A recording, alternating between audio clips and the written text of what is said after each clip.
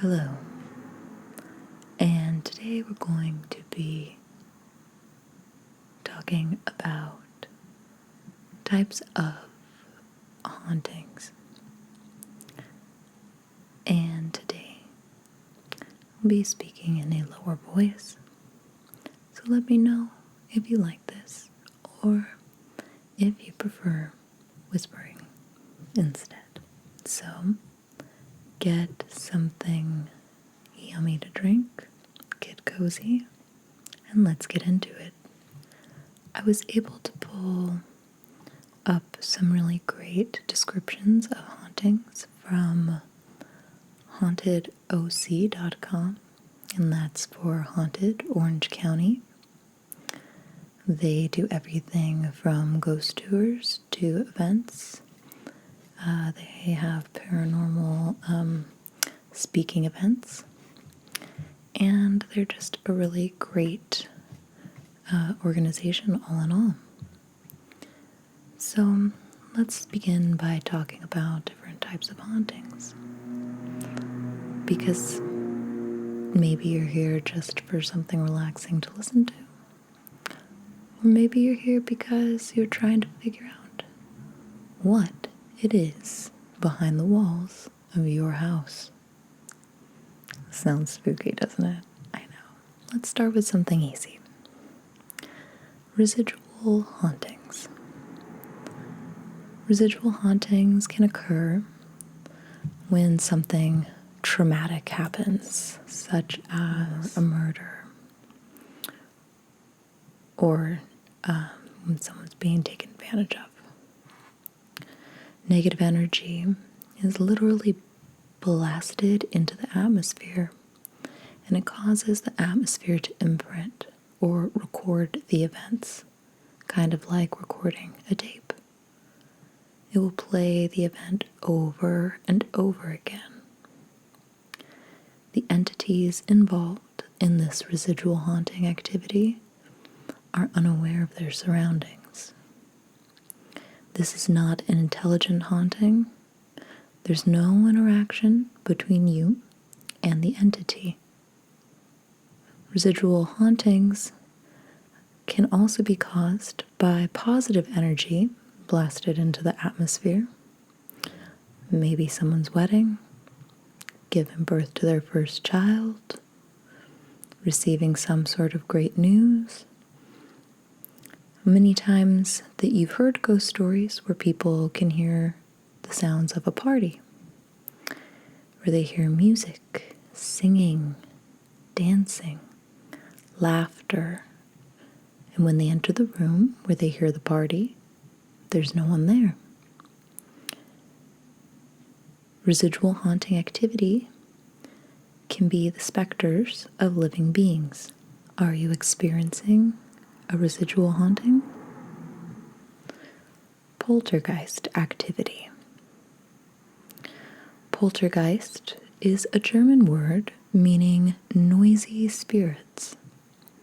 Reports of poltergeist date all the way back to the times of the ancient Romans. When this activity takes place, it starts off with knocks and bangs. Furniture may begin to move by itself. And often the activity becomes more intense over time, and it begins to manifest itself through voices and even the appearance of full-bodied apparitions. Furniture may slide across the room, and beds may shake. Many shows are based on this type of haunting because it tends to be the most terrifying and rarest type of haunting that occurs. Terrifying for sure. I would hate to wake up to my bed shaking. Most of the time, in the case of a poltergeist, the haunting circles around a female in her teen years. I didn't know that. Some of these cases seem to be caused by the female unknowingly controlling the energy around herself. Some cases happened around people that are stable and in the right mind space. The haunting is really hard to classify due to certain situations. No two are ever really the same. Most of the time, you'll find that one person in the house seems to be more affected by the haunting than anyone else. It may seem that most of the activity does not happen unless this particular person is present. And usually, the activity begins to subside when that person is not in the home. A lot of the times, poltergeists are experienced by several people, but again, they seem to center around one certain person. This person may be highly stressed as of recently, or maybe they've gone through some type of extreme emotional situation, and if that's the case, you need to see that that individual gets some medical care. And soon afterwards, the activity will subside. And I think that is kind of interesting when you think about young teenage girls. There's a lot going on, a lot of hormones, everything is so dramatic at that time, and sometimes for real reasons, and sometimes it just feels more stressful than maybe it is. And everything is highly emotional. I feel like it could make sense that when you are feeling such strong powers, kind of like a residual haunting, you may be imprinting around you, and you may unknowingly conjure this energy. This energy could kind of grow into something else. When it's not a teenager that's manifesting the activity, there are usually several spirits in the area. The spirits appear to pool their energy together in order to become strong enough to move to larger objects and make more noises. In order to remedy the situation, you need to find the root of their anger so that they can pass over and leave you in peace. On most poltergeist cases, they will disappear without any warning, just as they appeared. And certain times it may stop for a couple of days, and other times it may take years.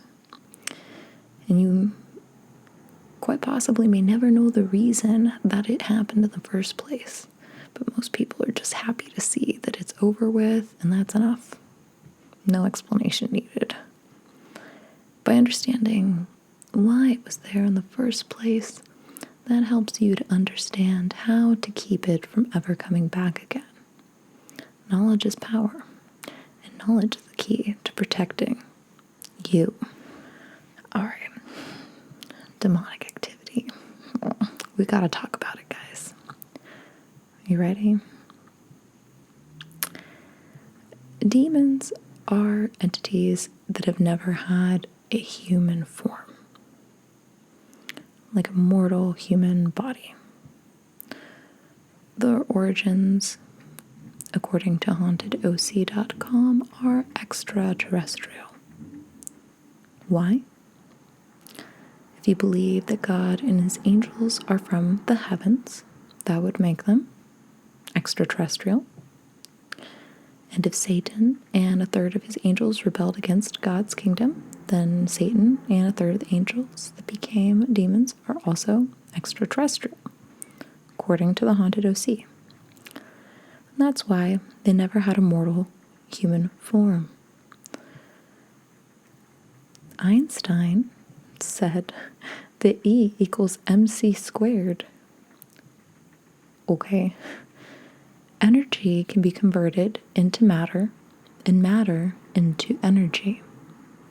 Demons are pure energy entities, and they are described in 3 different ways. The first description, as angelic, a being of beauty that will manipulate the person to commit something that is sinful or out of the ordinary. Number 2, horrific, evil looking. Some people claim they have seen demons that are incredibly hideous to look at. I believe that they do this for a scare effect. They know what we fear, and this is not actually their true appearance. That's interesting. I always assumed that that's what they actually look like. Number 3, a black mist, a black fog, black shadow, smoke. In most demonic hauntings, the occupants claim to be followed by black mist or black fog. And they're usually very easy to identify, as long as they are not hiding. When it is a demonic haunting, you typically notice a revolting stench that is similar to rotted flesh or sulfuric acid. Stinky. Stinky, stinky. They often let loose a growl that sounds like it's coming from everywhere at once. And they like to make contact by pushing, shoving, hitting, and even scratching. The whole air in that specific area will feel thick like fog, and the temperature will drastically change, typically becoming warmer. These creatures are very strong, and they are not like human spirits, and they're not afraid to show that. There have been cases where people have been thrown through the air and even attacked. Apparently, their main goal is to break down a person's free will in order to make way for possession. And this can take days, months, or years. But time is of no concern to them because they've been here forever and they'll continue to be here forever. They've got a hatred for mankind that dates back to the days of God and Lucifer. They have lived for a millennia and will be here long after we are gone. So, you must understand that you may be able to get these creatures to leave a dwelling with religious provocation, but you will never destroy them. They could go to the next place down the road if they choose. Most likely they won't, because distance is not an issue for these creatures. They could go from Maine to California on a thought. And demons are capable of changing form right in front of you from a human to an inhuman form. They are neither male nor female, but can change to meet their needs. And people mostly see demons as black masses standing in doorways or near rooms. Sometimes they're called shadow devils. So, obviously, their descriptions of demons are very heavy on religious views. I think that's where a lot of demon folklore kind of spawns from anyway. So, I'll leave it up to interpretation. Now, let's talk about intelligent and interactive activity. So, going back to Einstein's theory, as matter begins, we are all energy that begins on the quantum level, whatever that means. I am not a scientist. We are made up of atoms and neurons. As matter and energy begins, we have intelligence. While we live, we have an energy aura that surrounds our living bodies. This aura is created by the millions of electrical currents that are created through our bodies. Our brains create brain waves, which is a form of pure energy that is transmitting our thoughts, what we see, and what we feel. When our mortal form dies, the aura that constantly surrounds our bodies leaves our bodies. We lose 6 ounces on the instance of death. What is this 6 ounces? Perhaps it is energy leaving our body, our soul. This energy, the aura, or you may even call it your soul, is carrying the information of what used to be. If it can do this, then why couldn't it also carry our intelligence? If it can carry our former intelligence of our previous life, then it should be able to interact with us intelligently. When we see this aura, we call it a ghost. If this ghost is able to interact with us, is aware of us, can communicate with us, then this is an intelligent, interactive haunting. I think a good example of this is if you have ever been to a wake, a viewing, of someone who has passed, have you ever noticed when you do look at them in the casket, there is a certain feeling, at least for myself, that I realized it is so different. They're not there anymore. Their body is, but the essence of who they are is no longer there. I don't know that I can say where it went, but it's not there. It is just a shell in the casket, and it's eerie. When I saw my father at his viewing, I had worked up that I really wanted to be able to touch his hand and give him a kiss on the head. But when I walked up to the casket and actually saw his body, I couldn't do it. I was scared. Also, it felt like looking at a stranger. It wasn't him in that casket. And I was not able to do what I had really wanted to do because I didn't feel that it was him, and I was too afraid to reach out. And I think there's something to that. I do believe that your soul leaves your body, and that is the essence of what makes you you. So some reasons that ghosts may be tied to a site or to people. One, they died as the result of a traumatic event, murder, car accident. Two, they died to unfinished business. 3, the spirit may have died suddenly and not realize that they are dead. 4, the living loved ones are so emotionally distraught that they cannot let go. 5, the spirit is emotionally connected to their loved ones. 6, they cannot rest due to an injustice done to them. And 7, fear of the other side or judgment. Shadow people or shadow creature activity.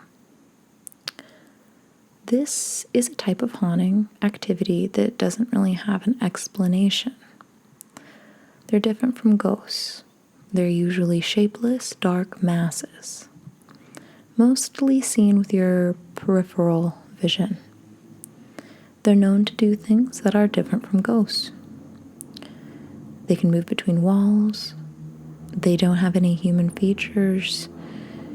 They don't wear clothing. But people that encounter them usually have a feeling of dread.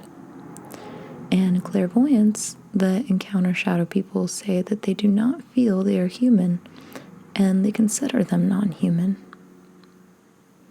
They don't have any discernible features, no facial expressions, and some are seen as child-sized, dark humanoids. And some people say like they're made up of dark smoke or dark steam. And at times, when they move, they appear to be moving on an invisible track from one place to another, such as a toy train on a small-scale railroad track. And I don't know what that really means, if they're just trying to explain that it's more of a fluid movement, perhaps. They've been seen to hop or what appears to be a strange dance, and they're known to stare at the floor. I haven't heard any of these things before. 2 common types of shadow people are the Hat Man. It usually looks like they're wearing some sort of fedora hat. And a hooded figure, which looks like a shadow person and has a hood over its head. The hood and hat, they do stand out as clothing, but otherwise they are not wearing any clothing. It's not like they're in a dress or period piece. There are also reports of shadow animals, such as the shadow form of a cat with no discernible mouth or eyes. So shadow creatures are just these beings that kind of move. They move through. They can move through walls, and they pass through, and you usually feel a feeling of dread, but it's kind of hard to explain why or where this all stems from. They're a little mysterious. Lastly, we're going to talk about portal hauntings. Portals, they're not really a new concept. We've seen them in a lot of sci-fi flicks.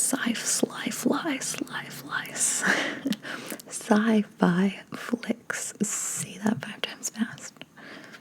But in the real world, portal hauntings are considered controversial because there's not a lot known about them, and the idea is mostly theory and speculation. Portals are thought to be doorways to another world or dimension in which entities can travel through. And it's speculated that portals are not limited to one location, region, or limited to sacred ground. Typically, places that experience a wide array of different types of anomalous activity, such as glowing balls of light, odd creatures, strange shapes, or unexplained mists or fog, are suspected to have a portal in which these energies are traveling back and forth. I know I've heard in some places if there is a lot of magnetism in the ground due to whatever rock formations or whatever the pull is there, that could also tend to lead to portals opening. Something else, have you ever heard you're not supposed to put 2 mirrors across from each other? It's believed that that may open a portal. I had a friend whose boyfriend's family used to cover their mirrors at night before they would go to bed because they believed that if they did not cover those mirrors, it could serve as a portal to allow things from other realms to come through. So cover the mirrors, people. Cover the mirrors. That freaked me out. So these are different types of hauntings. Are you experiencing a haunting? And based on the information that I just gave you from thehauntedoc.com, what kind of a haunting would you say you're experiencing? Do you agree with these explanations of these hauntings, or do you have your own thoughts? I think that that's what's great about the paranormal world, is that there's so much left for us to interpret based especially on our own experiences. You really, unless you've seen it, once you've experienced things, you start to form your own opinions and thoughts on it. And I think that's what makes it kind of great. They didn't give an explanation for cryptids in here, but I would really like to do a portion on cryptids. I find them very interesting. And that wraps it up for this evening. Let me know what you thought, and if you liked this lower speaking volume, or if you prefer the whispering. I do like the whispering. It puts me in a very calm and relaxed mood myself, which is helpful. So don't forget to like, subscribe, hit the bell. I would love to continue bringing these to you. Namaste and good night. Don't let the ghost bite. See you soon.